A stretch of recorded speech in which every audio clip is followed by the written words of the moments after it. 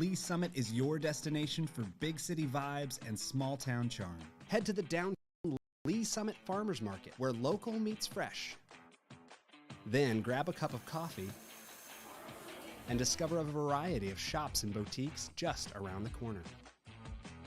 Continue the fun in downtown Lee Summit at a retro arcade bar. Discover your new beer at one of our 6 locally owned breweries. Cool off with some handcrafted cocktails at happy hour.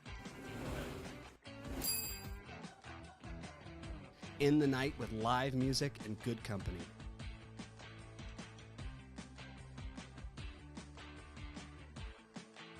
Lee Summit, Missouri. Hello, Lee Summit. Here's your flash briefing for the week of October 23rd. City Council will meet for regular session Tuesday night at 6 in Council Chambers and City Hall.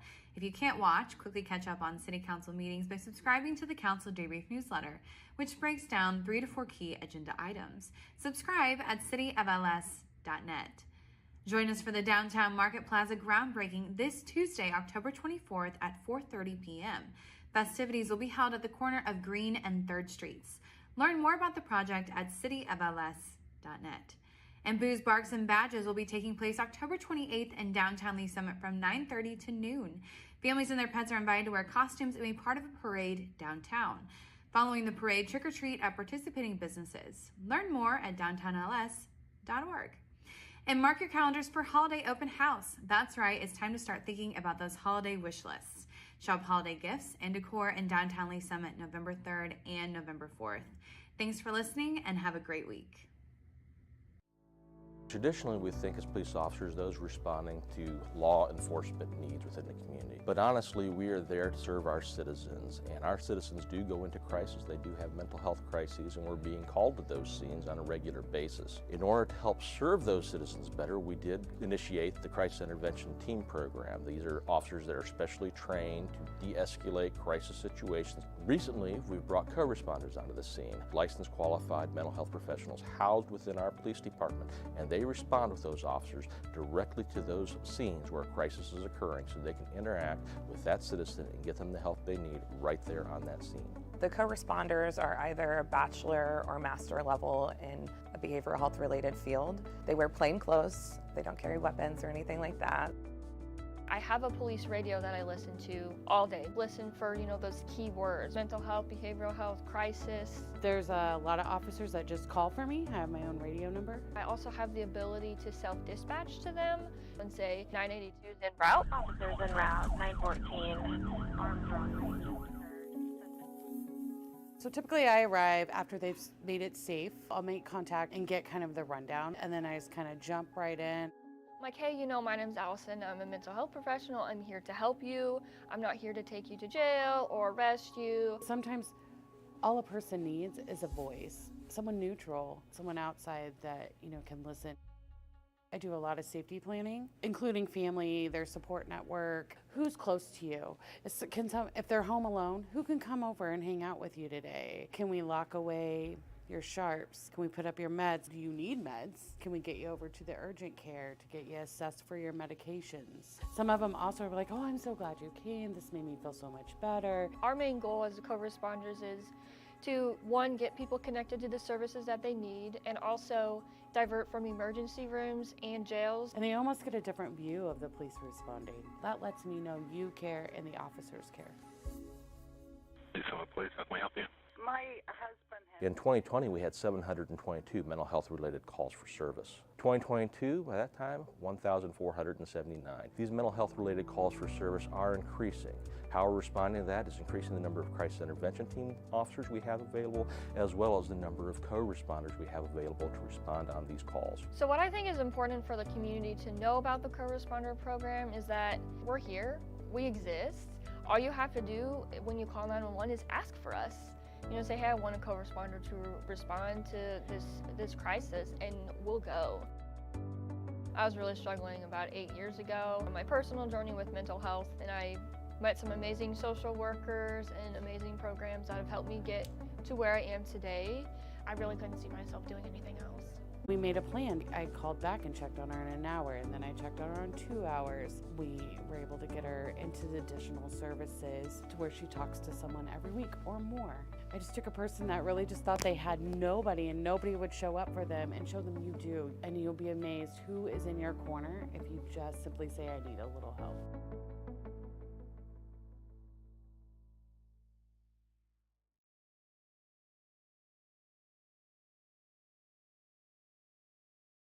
Member Pryor.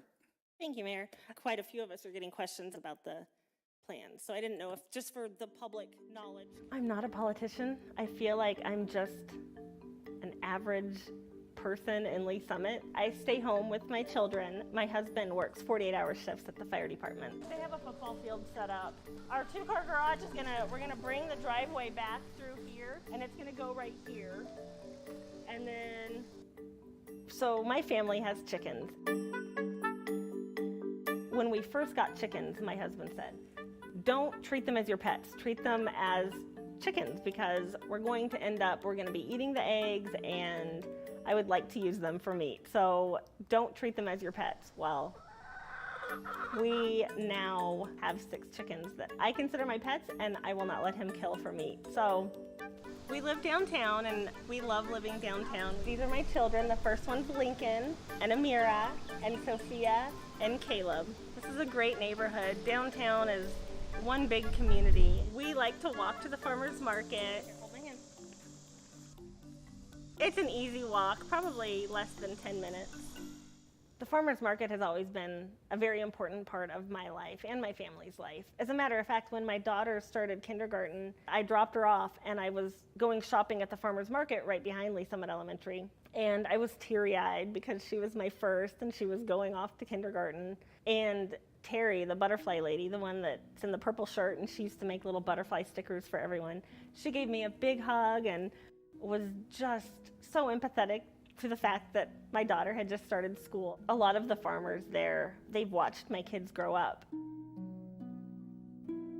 I love Lee Summit in general. I love that it still has a small town feel while embracing growth and the arts and diversity. And I feel like downtown specifically embodies that. My kids go to Lee Summit Elementary, and a lot of their teachers live downtown. So when we're out walking, we see so many people we know. I lived in Africa until I was 5, and then we moved to the United States, and I've lived in Lee Summit since. A lot of my childhood, my mom was a single mom, and I feel like I was essentially raised by my community. And being on council, it's just such an important way to give back to the community that raised me. I state your name. I, Mia Pryor, Do solemnly swear do solemnly swear that I possess the qualifications on the 5th day of April 2022.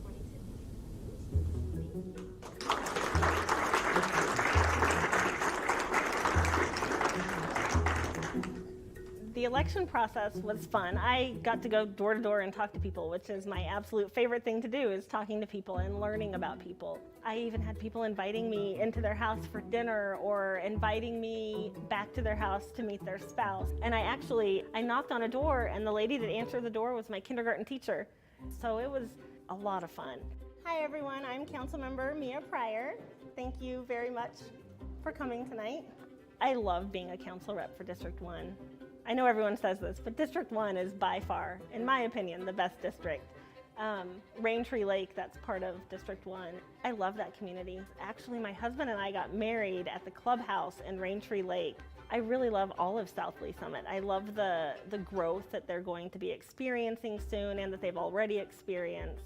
I wanted to say that if you guys have a concern, please come tell us what your concern is, because we can only address and help with what we know. We're there to kind of bridge that gap. We're the voice of our constituents, and we can go to the city and voice what their concerns are. So if you have a concern, definitely make us aware.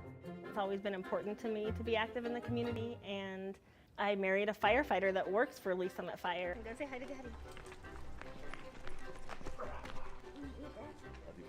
And so having first responders supported in the community has always been important to me. But also, I I wanted to influence the growth in Lee Summit, the type of businesses we get here and the type of activities there are to do. So our first presentation tonight is going to be about that very exciting Farmers Market Plaza. I want to show you the most recent rendering fly-through video. The farmers market has always been such an important part of my life. So to see it developing into something as big as it's going to be across from City Hall is super exciting to me. I can't wait for it to get built and to start welcoming people. I don't think you got it. You want to hold it? Don't drop it. Perfect. Thank you, guys. Thank you so much. The chickens were out. We thought that would be a good place for the dogs. I'm not a politician. I'm just an average person in Lee Summit that wanted to be a voice of many that sometimes feel like they don't have a voice. Just a mom that cares.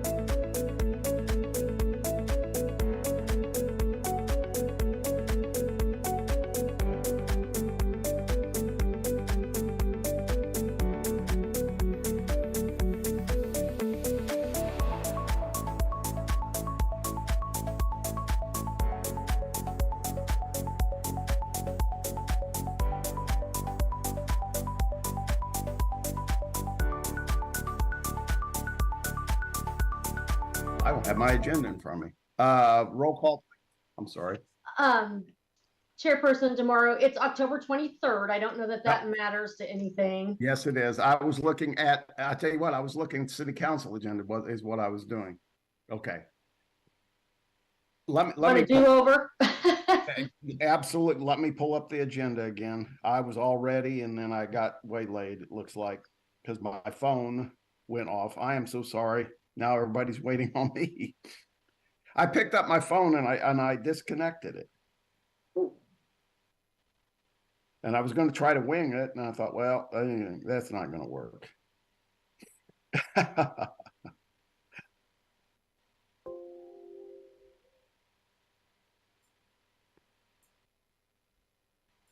Okay, here we go. Everything's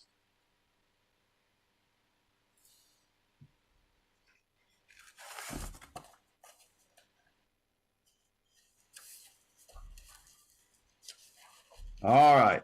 Are we ready? Okay, here we go. Calling to order the Legislative Intergovernmental Relations Committee for Monday, October the 23rd, 2024. Roll call, please. I'm sorry, it's 2023. Oh my God. Okay, so how about I tell Josh to start us over? This doesn't go on the air. Hang on. Oh my God. It's already on the air, Gina. It's live. Oh, is it? Oops. Yeah. Oh, All good. right. Start It's that fine. recording over. We don't. Okay, That's okay. fine. All right. Okay, thanks. Bye. Okay, roll call, please, Gina. Councilmember Lovell, Aye, here. Councilmember DeMoro, Here. Mayor Baird, Here. Councilmember Pryor.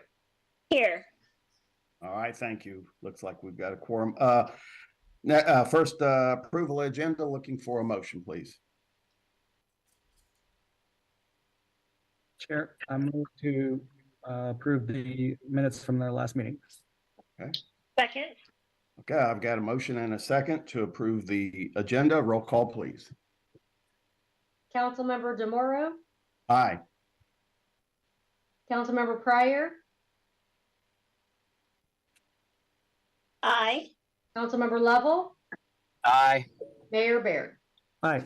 Okay, thank you. We've got a unanimous approval of the agenda. Next up, public comments. We have any public comments? None that I've seen. All right, then we'll just move right on to the first order of business, 2023-5885, approval of the September 11, 2023 Legislative Intergovernmental Relations Committee action letter. Motion, please. Chair, Yes, Councilmember. I move to approve the action letter. Second. Okay. And I have a motion and a second, approving the September 11, 2023 Legislative and Intergovernmental Relations Committee action letter. Roll call, please. Mayor Baird, Yes. Councilmember Lovell, Aye. Councilmember Pryor, Aye. and Councilmember DeMoro. Aye. That's 4 ayes moving or approving the September 11th, 2023 committee action letter. Next up, 2023-5838, continued discussion of the legislative priorities. Mr. Brian Head. Thank you, Chair DeMoro. You have attached to your packet, you have a draft. Let me see if I can share that screen with you. You have a draft of the legislative priorities. I mean, at this point, I mean, we've already looked pretty solidly at the language, although if you have some additional changes, we can certainly make that. So this is mostly going to be about just kind of the look of the thing at this point. Let me make this a little bit smaller so you can get a better idea of the way it actually will look. There we go. Is that readable by everyone? And I think it's a little easier to kind of picture how it will actually look. There's 2 pages. Of course, here where municipal authority is, that's the second page, that's the backside. But this is what Creative Services has done for us. The only real guidance I gave them with regard to style was we kind of wanted something that was maybe a little more legal looking, or a little more, you know, I'm not sure how to say that, but last year we had something that kind of felt like sort of a free flow design, and maybe we wanted something a little bit more sort of legal, legislative looking with, you know, some different design elements. So this is the draft that they provided me. And you know, here under transportation, we did have we added the funding priority for priority projects. We talked about the Amtrak daily trip expansion, the 470 improvements, and the 3rd Street and Highway 150 improvements. And then I believe under municipal authority here, we kind of bulleted these out where we hadn't necessarily done that in that way before. But beyond that, the language is kind of, it is what we gave them. So I guess I'd be happy to take any comments or any suggestions, or if you don't like this design, we can go back to the well. It's all up to you all. Okay, I would open it up for discussion if anybody has any ideas, or if anybody doesn't like it. I wanted to be sure, and of course it is. The solid waste is on there. Yep. Anybody have any comments? Anyone? Nobody. I think by silence, that means people are happy with it. Brian? Councilmember Pryor is videoed up. Did you? Oh, is she? I don't see her. Okay. I'm sorry. I just wanted to say I Councilmember like it. Pryor. Oh, sorry. Thank you. I like it. I like that it looks very clean. It's not cluttered. I like the colors. I like it. Okay. So I'm good with using that. Mayor is also videoed up. Okay. Mayor, I'm sorry. I'm going to change my view here. I just kept Go my ahead. video on. I can turn it off if you want. Oh no, Nope, you're fine. Okay. No, I'm not gonna get into the formatting as much. The content's all I'm worried about. Okay. Does that look good to you, or is the flow good?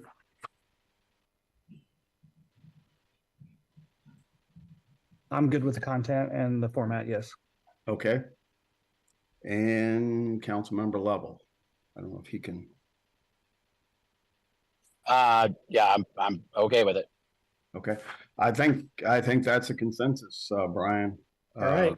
Like I said, I had gone through it, and it looks like everything we'd asked for is on there. So, yep. All right, we will get that a resolution prepared then, and get this in front of council for the first meeting in October. Gina, please help me remember to prepare that resolution. Okay. Well, then we will move on. Next up, the continued discussion of the lobbyist RFP and contract. Brian. So as I did send you the full RFP last week via separate email. As you know, proposals like this are technically closed records until such time as the award has been made, so it is not appended to this agenda.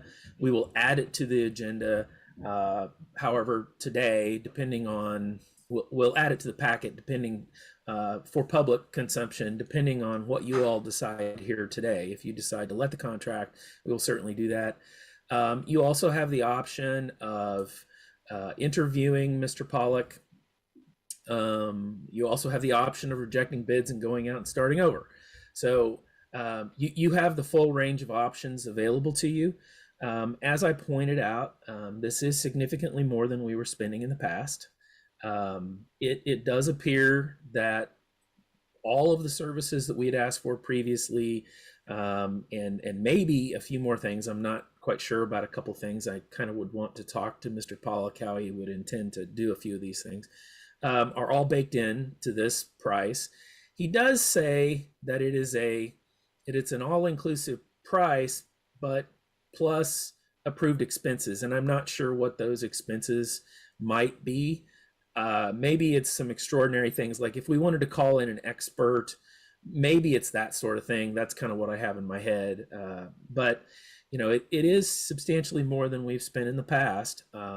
But I also recall the last time we did this, the next lowest bid to what we had received was more than double the Britton Group bid.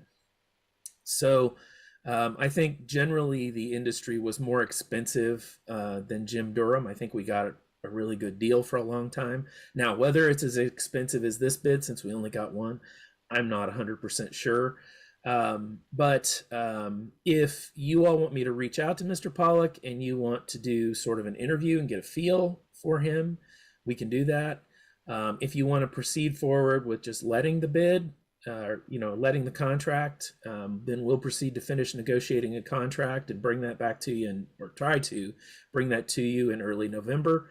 Or if you want to reject bids and go back out, we can certainly do that. But this is the only bid that we received. Thank you, Brian. And just to reiterate, just again, we had one bid, as Brian just said, and I don't know if everybody had the opportunity to read the profile and the response, but essentially there are two gentlemen, and Zach is the lead, or Zach is the principal, very qualified I mean, I don't pick very many lawyers or very many lobbyists, but very, very experienced, and he actually was brought in by Britain last year on the landfill issue, so he does have some experience. So open to if we need to go out for more bids. Like I said, I don't know if we're going to get anybody any better. This guy is he's been in the trenches with the landfill issue, but the one thing that I was I was wondering about was the extra fees, what those actually entail, so we could actually have more clarification on that if the committee feels like we need to. So I'll open it up for discussion. Anybody? Mayor Barrett? Why do you think we only got one bid? I don't know. It was posted under standard process. It was sent to many of the same bidders that we had last time. It was individually sent to those bidders as a direct solicitation. So I don't know. I don't know if everybody's really busy, or if I don't know. I really don't. Is it possible to get a sample report that they've sent out to maybe some of their other municipalities? I'm sure we could. Because I could go with one applicant if I could see the type of reporting we would get. It's hard to do that without seeing a sample. I've seen other reports from other lobbyists, and I like Mr. Durham, but some of the other reports I've seen have been a lot more detailed, or provided maybe a little bit more insight. But again, I like Mr. Durham, and I like the deal we had.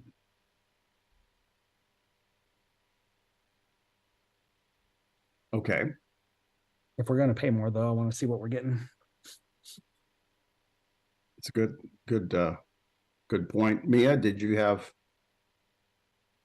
Yeah, thank you. I was just wondering, same question, why we only had one bid, if it had anything to do with the Monheisers having so many lobbyists, and maybe it was a conflict of interest now for Lee Summit for them to bid on anything for Lee Summit. I don't know. But yeah, I would like to see a sample report. And I would like to know what the additional costs are. Like you, Councilmember Demoro, I think he seems very qualified, but I would like to just see what exactly we're paying for. See what he does, how he is with other cities.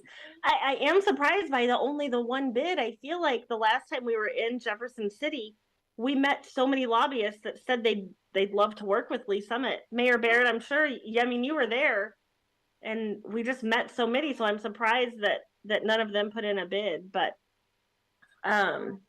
yeah, I'd be fine with this one bid if they're good. Yeah. And if I'm not mistaken, I think we met this gentleman. Maybe, I don't know. We met several people. Did we? Okay, I liked a lot of the people that we met that day. So yeah. Councilmember Level, did you have? Yeah.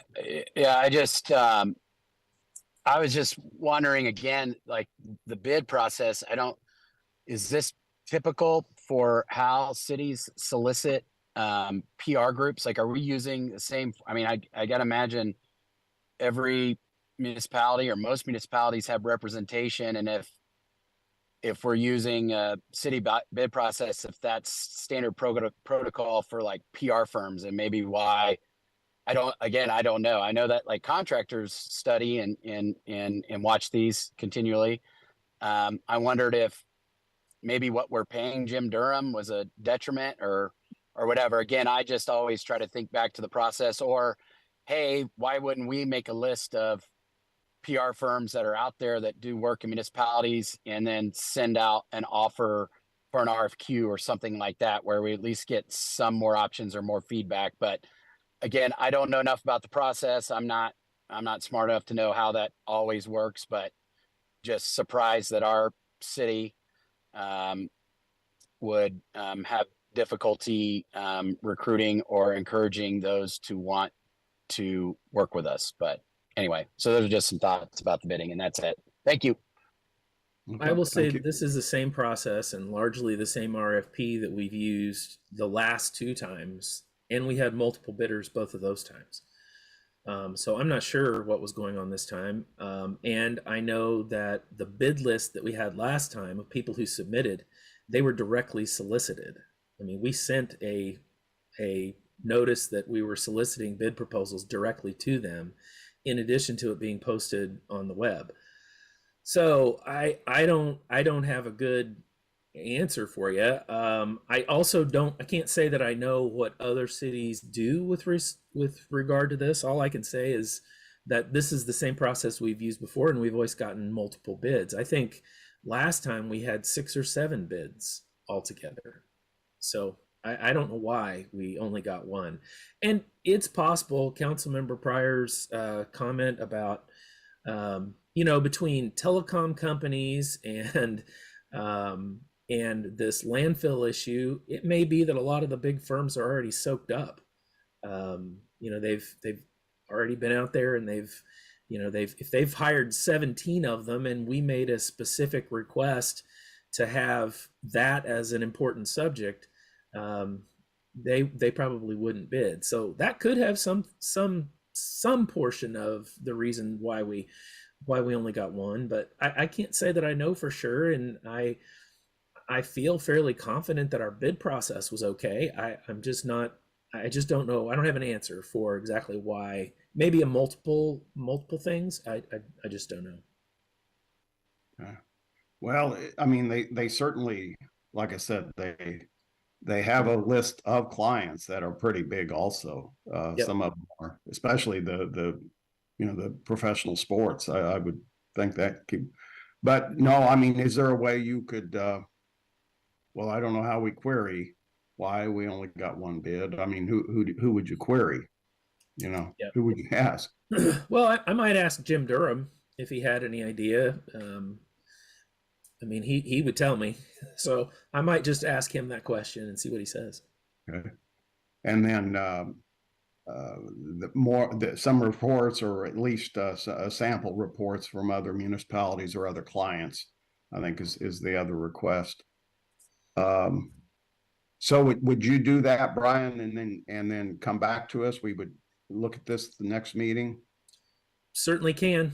I'll send him an email as soon as we're done here today and let him know that we discussed it and that we would like to have a little bit more information and just a couple of things. And then our next meeting would generally be November the 13th. So, we would have time to be able to get this ready. And I mean, our contract technically expired as of November 1 or October 31. I forget exactly.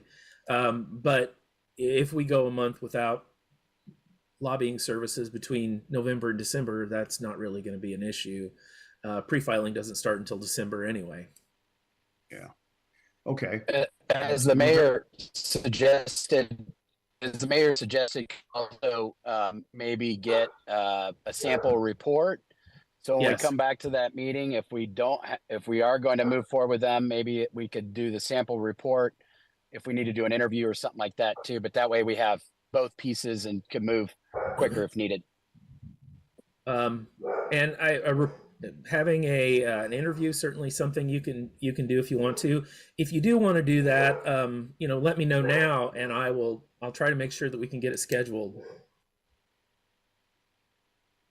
Consensus of the committee, are we looking for an interview? So Brian can get I'm not as interested in an interview. I would just defer to you guys. I don't have enough experience to really know what questions to ask them or what would be important. I think a sample report, some sort of opinion from Jim Durham would be good for me. if the mayor and everybody else was okay with it, but I'll defer to you guys that have more experience with this. I'm not sure I'd be of much help in an interview. Mayor and Zach, Member Pryor. I've met Zach many times now at this point. And, he's very informative, very communicator, gives you all the inside scoop. Met me at the Capitol whenever I had to do the hearings for the landfill. So which was really nice considering you go up there and you're looking for your person that you lean on, and Jim Durham hired Zach to do that for us. So I just think we just need to take that one more extra step of seeing a report and making sure everybody's like, okay, good, this is good, let's go. Okay. But I mean, I've enjoyed working with him. Mom, is it done yet? Almost. Councilmember Pryor, did you have a comment? Oh, no, I don't think an interview is necessary at all. I wouldn't even know what questions to even really ask. So I don't know that an interview is necessary. Okay. All right. Well, thank you. Thank you, everybody. Brian, I think we've got a plan. We have a plan. All right. I'll reach out to Jim Durham on the question of why we only got one bid. And then I will reach out to Mr. Pollock and ask for a sample report and kind of an explanation of what the potential other expenses might be that he references in that section on the response. And I'll probably send that out ahead of time so that you'll have that information, and then we'll also just attach that to the packet as well. But we'll try to get that out to you as quickly as we get it. Okay. Sounds good. Thank you. Thank you. That'll lead us right into roundtable. Any roundtable from committee? Let's see. I'm trying to think of any communications I've had. Since this is legislative, it just seems like we're doing a lot of stuff with the schools and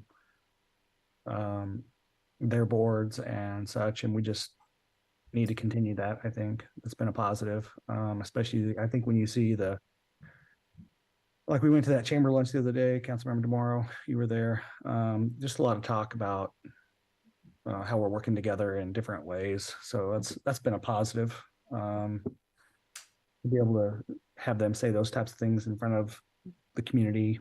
And then we just need to keep, I just think we as a group need to keep planning on going to the Capitol and making our visits this coming spring. We continue to make our asks. I think we've had a lot of success with it, and we have really strong legislators that are trying to champion initiatives that we want.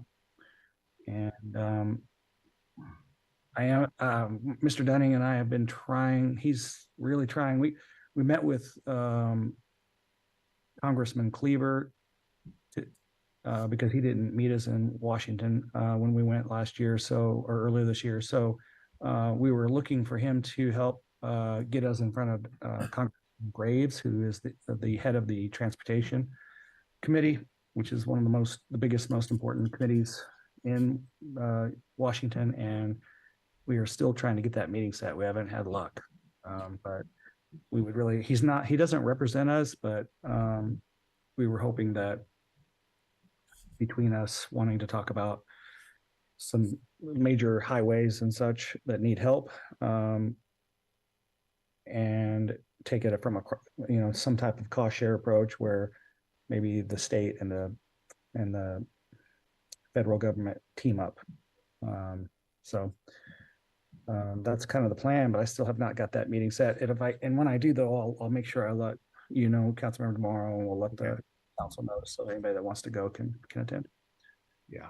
And I believe, just off the top of my head, he used to represent me. And I think I'll just right off the top of my head, his closest satellite office is St. Joseph, closest to us anyway, I think. And yeah, so but that's not very far if we had to travel up there. Yep. Thank you, Mayor. And I do agree that, you know, the school board, school district, and the other school districts are very positive, forward thinking, and they had some pretty good reports on you know their status, and it was very, very interesting. It's always good to hear from other entities like that. So, Brian, do you have any roundtable? I do not. Okay, well, then I would adjourn this meeting at 12. Well, it's noon, 12 o'clock, 12 p.m. Thank you all. Thank you. you.